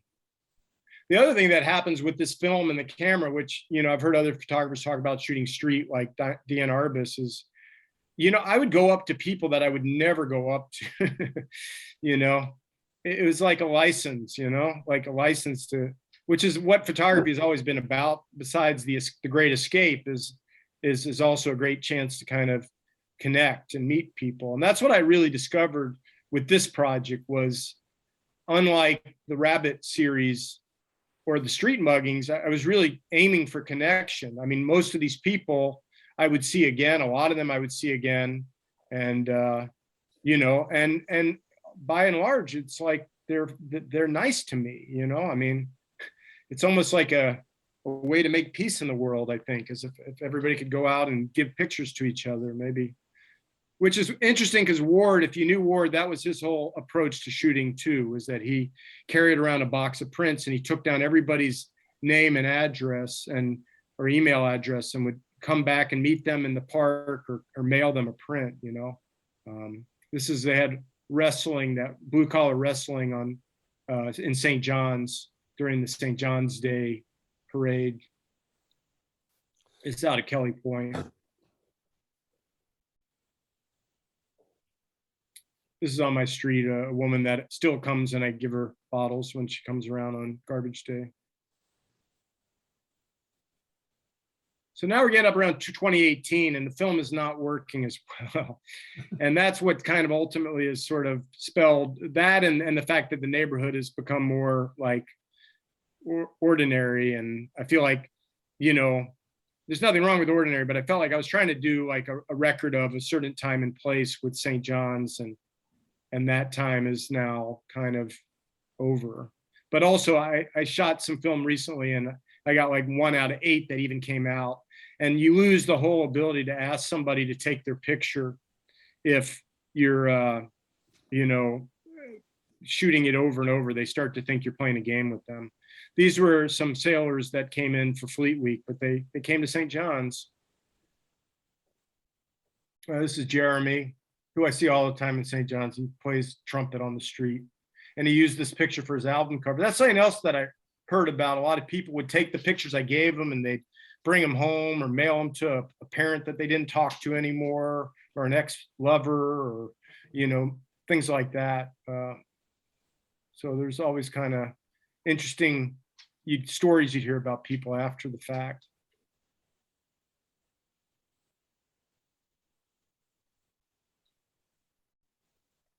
I've shot over 500 now. And I think I got like 35 or 40 here in this batch. This is out of Kelly Point again. This is little Dave at, they call him Little Dave because there's an older Dave at Blue Moon. And here's my one nudity shot. They had the naked bike ride started in St. John's one year. So 2018, I believe. Bus stop on Lombard. And my neighbors across the street asked me to do a family portrait of them. So it does happen on occasion. It's somebody I actually know. But even then, this was like the first frame, and then I did a couple more just because they asked me to, and the first one was the best.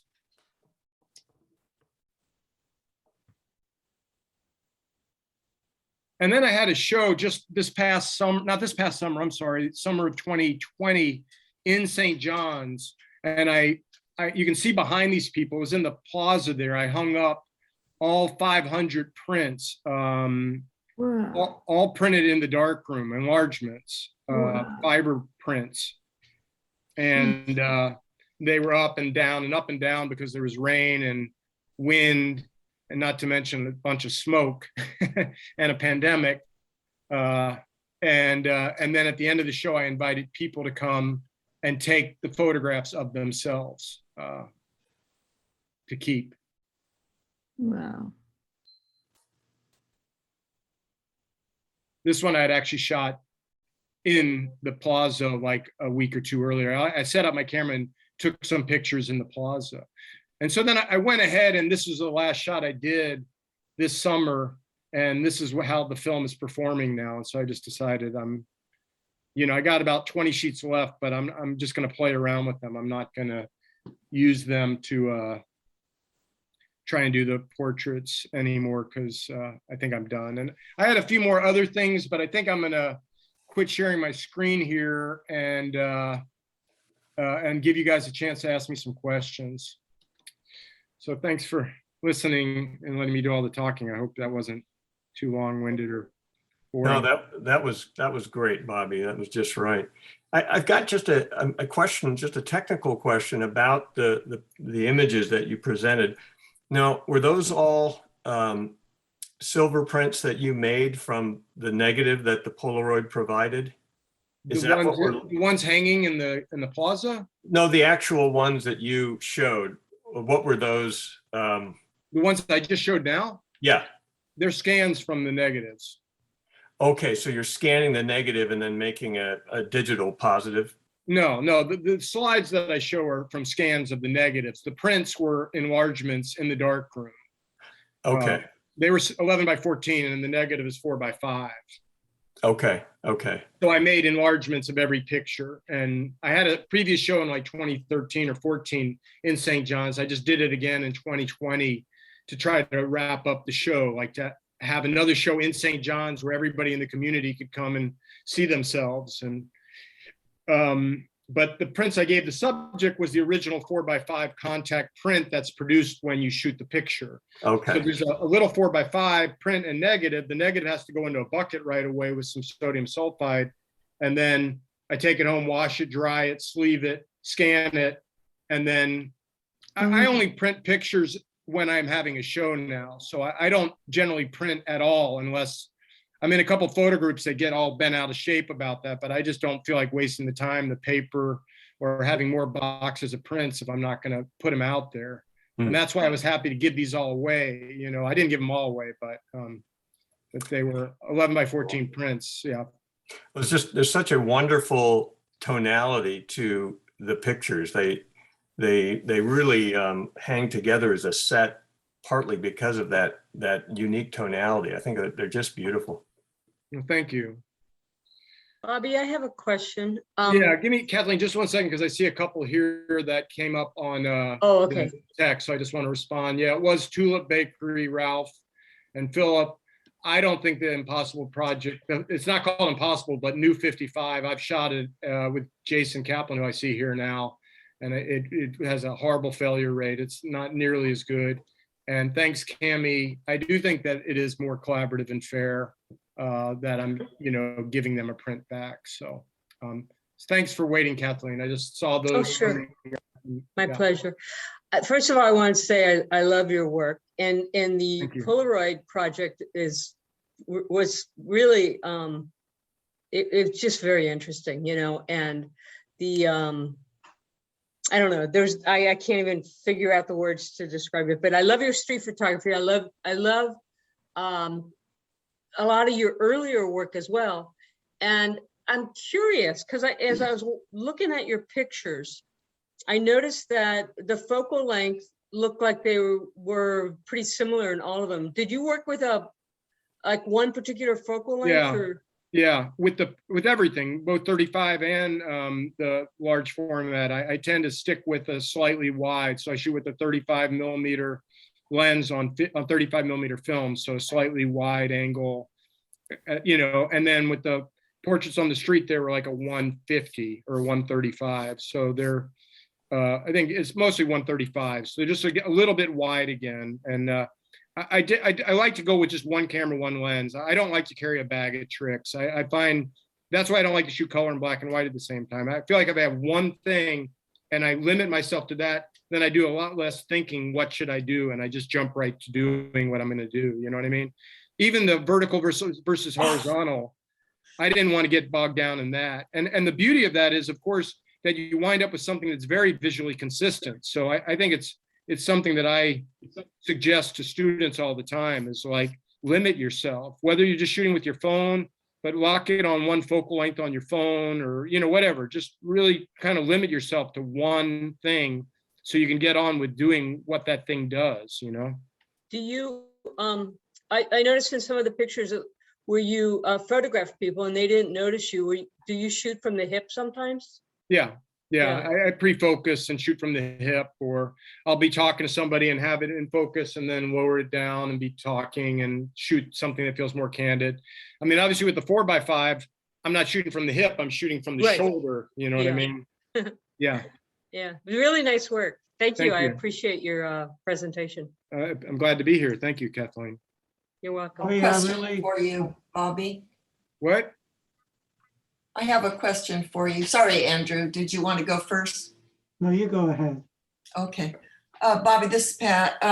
Hey, Pat. So I love your work. It's just wonderful, every bit of it. Thank you. I'm curious about your street portraiture. I'm always interested in how the photographer approaches people. And I noticed that the expressions that you captured of all of these people, whether you knew them or not, was just so spot on. And there was nothing posed or forced about any of it. Even when they were smiling, it wasn't just a big cheesy smile. It was, just very honest and, Yeah. they were clearly comfortable. So I'm just curious about your whole approach. Let's talk about strangers particularly. Yeah. When you approach them, how much do you interact with them first before you shoot? And, did you coach them at all or just kind of, shoot in the middle of a conversation with them? How did you get those honest, Yeah. Well, really time is expressions? important. I know a lot of film. I mean, with 35 millimeter, either I'll shoot, sneak a shot, but I think probably half the time they already know I'm there. I introduce myself with the camera, not like verbally, but sometimes I'll walk into a scene and take pictures of myself and odd things, and we'll let them get used to there being a photographer and find out if they're going to say, hey, you take my picture, I'll fucking kill you. And then I know I'm not going to do it. But, and then I'm also, I have a card with my phone number. and my website and Instagram. I don't have a smartphone, but everybody else does. So they can pull up my website and my Instagram right away. So they know how to reach me. I'm like, here I am. You know what I mean? I'm not hiding away trying to take your picture and do something with it. So And you weren't threatening, yeah. Yeah, and I always try to explain what I'm doing. You know, if it's a project like North Portland Polaroids, I try to explain to them, you know, why I'm doing it, what my intention is, so on. And I feel like if you like are upfront with, you know, your motivation, and you're honest, and you're kind of open to them saying no, you know, I think too many photographers sort of, they get quickly into the argument of, I have a right to do this. You know what I mean? And I don't ever take a picture if someone tells me not to. And I don't ever get into an argument with somebody about that. I don't care what the law is, you know, I don't care if I can win a lawsuit. I mean, you know, I let them know, like, you know, I'm doing this because you're letting me do this. So I think it's how you present yourself physically and verbally.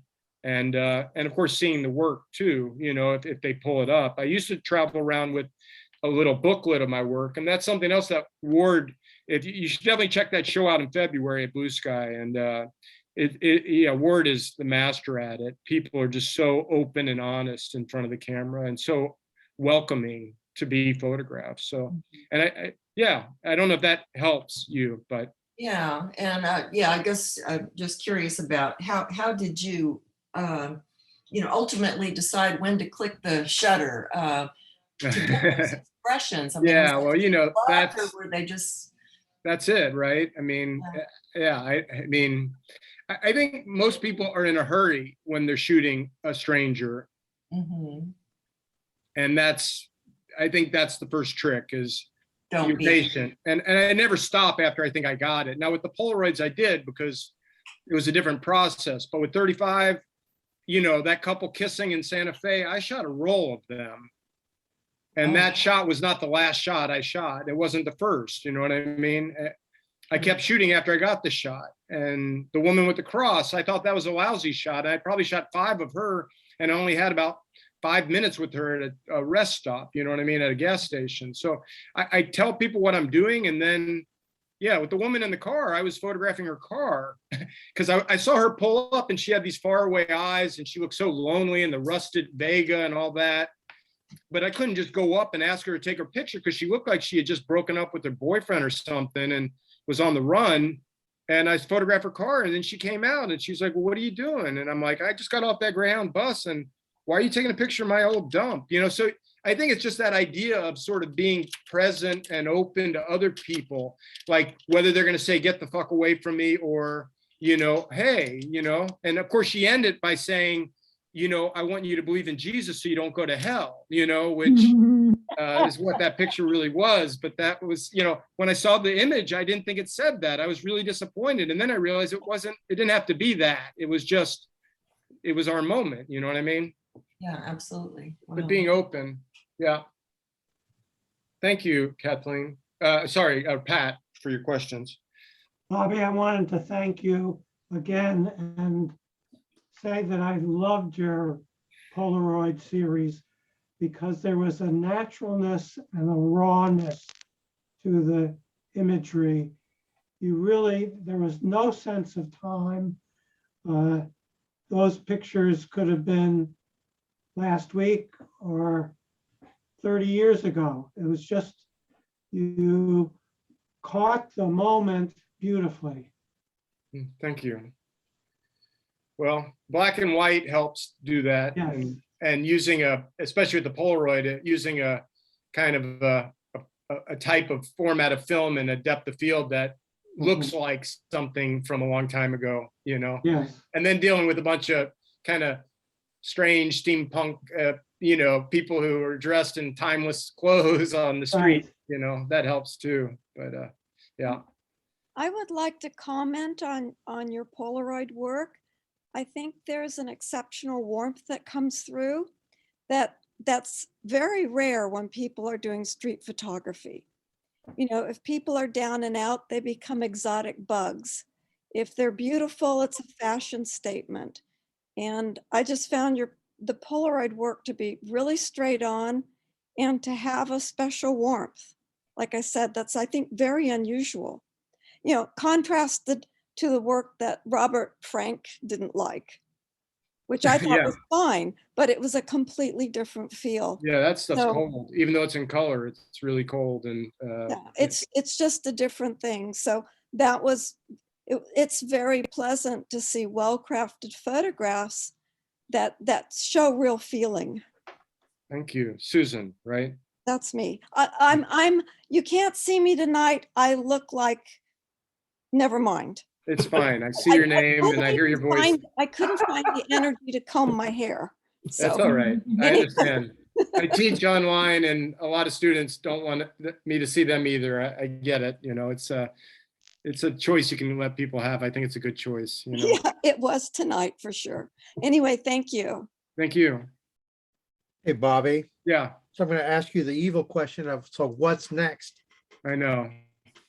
Well, I did include pictures of my aunt that I didn't want to show because I was running out of time, and I've been photographing my aunt, and I'm responsible for her care up in New York, and I've been traveling to New York and looking in on her and taking pictures. And I don't know if that's something I'm really going to exhibit, you know, but it's what's driving my spirit right now.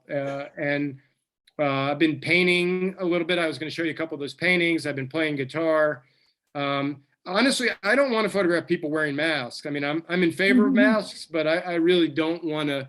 I think there's enough people documenting that. So I think until I can feel more comfortable going up to people and finding people that are not wearing masks, and I don't have to ask them, not only can I take your picture, but ask them to take off their mask. I don't want to do that, right? So yeah, I'm kind of in a in-between state, but I'm happy doing other things right now. So that'd be the answer for that. I've been photographing my friends more, and you know, and just people that I can hang out with that I can capture candid moments. And ultimately, I think that's, you know, for me, those are the most meaningful pictures anyway, the relationships that you have, you know, whether they're fine art and going to be collected in a museum or not, you know, or end up in a show at Blue Sky. That's not a priority. I want to do a couple books. I want to do a book of the whole Polaroid series, you know, like, and I want to finish this rabbit book and make something available to other people. So I have, and I got Ward's show. I'm going to print all of Ward's pictures in the darkroom that he didn't already print. So I'm going to get started over the next couple of months printing like 50 of his pictures, which is going to be an amazing, wonderful experience to put his negatives in an enlarger and print them, you know. So there's some, you have some that he made that's going to be mixed in with these ones that you're going to make? Yeah. But I think a lot of the portraits, there's not a lot of big prints or really great prints. He had all those house pictures are done. All those are going to be his, but yeah. That's in February? Yeah, February is the opening, the first Thursday night, and there'll be a panel discussion on that Saturday. I think it's like the 3rd and then the 5th. And there'll be a memorial on the 6th for people that knew Ward that want to come and remember him on Sunday. Cool. Bobby, I do have one probably last question. Okay. You know, like you've interacted with all of these human beings, and like what kind of a takeaway do you have? And maybe a corollary, or you can answer either one of these two, is like I'm always kind of curious about like the differences between, you've traveled a little bit, you know, Peru and some of the other countries, Eastern Europe, differences between the humans in you know, those countries and America. Yeah, I mean, there's certainly cultural differences and social etiquette, you know, things like that. But I don't know. I mean, I'd have to say, without sounding corny, that I think people are a lot better than they appear in the news or on TV, or you know, our governments make us out to be. I mean, I find people everywhere warm and open, and you know, whether they're Muslims and I'm a Jew, which is the case, or whatever, you know, I mean, you meet somebody on the street, or they welcome you into their house, and you know, yeah, I find everywhere there's just great people. I just think we're so trapped with these kind of, you know, systems that aren't doing the people what they deserve, you know, without getting too political here. I don't know if that answered your question or not. Did Well, that? I was kind of just curious about like your takeaway about your interactions with, with people, but that probably answers it. Yeah, no, I mean, I've had individual, like, somebody got mad at me and told me to, they're going to punch me if I took their picture. And some towns I was in that I felt scared to photograph, maybe Kathmandu or Tbilisi, Georgia. But I think that's more a product of like something that's going on in that place and that time and what my headspace was at that moment. You know what I mean? Yeah, I just find, yeah, there's some cultures that don't want to be photographed. That's a different dilemma, I mean, you don't want to start taking pictures in a culture that doesn't like to be photographed, without asking. Hey, Bobby, I'm going to jump in here and just ask you, are you willing to hang out for another 10, 15 minutes and answer Sure. questions? Okay, I'm just going to let folks know it's 9 o'clock, and if they need to bow out gracefully, now's your time. And thank you for attending the meeting tonight. Thank you, everybody that is leaving, and I'll stick around, but I really appreciate you all attending this and giving me your time to share my work. Great. And email me, yes, Doug or Andrew, if you need to find out how to reach me. I think you can Google me and get me pretty quickly, though. Thank you, Bobby. Thank you very much. I have You're a welcome. question or a comment. I'd like to make a comment about the Polaroid series. It seems, I mean, from what I'm noticing, that almost everybody focused on the Polaroid series. Really, really wonderful stuff. And the thing that interests me so much is that they're the antithesis of candid. They're so posed, but they're yet so warm and natural. And Yeah. that is kind of genius, actually. It's magic. I mean, I don't want to own it as, I mean, I think like all artists that do something that is, strong, they talk about sort of the art moving through them. I mean, I just felt like there's something about that process that people just, they just step up and give me, I always walk away like amazed, like, oh my God, like, I can't believe that, like I felt so close to that person. Like, how did they let me get so close to them? It was, it's been kind of, like I said, a real changing experience for me, transformational experience. Well, thank you for it. You're welcome. Thank you, Johanna. Johanna. Yeah, thank you. And nice to see your work too. Thanks for sharing earlier. Anything else? Oh, I have another comment. You talked about not taking pictures of people who don't want to be photographed. And I find it odd that some people can do that. I can't imagine liking a photograph, no matter how it turns out, if I felt that I disturbed the person. I mean, it can happen, right, by accident, but I would just feel, I wouldn't like that picture. I'd feel bad. And I really have a hard time thinking that they can actually be good photographs. Yeah, well, I mean, I think that's a valid position. I mean, there's a little more of a gray area for me. I mean, I feel like some pictures that I've captured that I showed tonight, they weren't aware. They may not like that I did take their picture, but maybe they just didn't know I took it. But if they don't know and you don't know what they don't know, yeah, then it's a different kind of picture. It's not a portrait anyway. Right. And a lot of those things from my wanderings were pretty far away people anyway, yeah. People in the scene or people in the landscape, that's different. Yeah. Yeah. I mean, I agree with you. And I think I've come more to that position. Starting out as a photojournalist, I had a situation where I was photographing at a murder scene for the newspaper. And I took out my longest lens, and the editor said, well, take pictures of the bodies when they come out, but we're not going to use them, but get them if you can, but you won't be able to get them. And then I get pictures of reaction. And then, I took some pictures that were pretty good of like at a distance of a kid in a building looking out of the window, looking scared, but I didn't get his name. So that was, I made a mistake. My editor was pissed at me. And then I saw a woman start crying, and I took out my 200 millimeter lens and started to shoot her from afar. And this kid came up to me and said, hey, mister, I know you're just doing your job, but do you really have to take that picture? She just lost her son, And I just put my camera down and said, no, I don't need to take that picture. And I walked back into the newspaper, and I kind of knew that I probably had a year or less left, and I was going to get out of photojournalism, because you can't not take that picture as a photojournalist, or you better have a good way to explain that to the editor, or, you know, you better be really important. But yeah, so I mean, I've been moving away from taking pictures like that are good pictures, but the person doesn't want to have their picture taken, and trying to spend more time taking pictures of people who want to be photographed. So I feel what you're saying. I hope that's. And if you're working for yourself and editing for yourself, you also have more control. If you're shooting an assignment and it's a totally dramatic scene, maybe that picture needs to be taken to share with the world, like war correspondence. So I think, you know, I'm talking about pictures where you have the ultimate control over the editing. Yeah, which is what I'd rather be doing. And then, then it's your own moral compass, which I would agree with you, Susan. I mean, it feels, if I know that that person didn't want to take their picture, then it's just doesn't feel like a good picture then, right? You know? You don't want to live with it. You want to, you know, you want it to well, go away.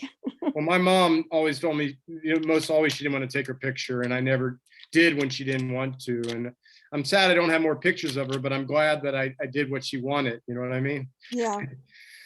So, yeah. What else? Anything else for a couple more minutes?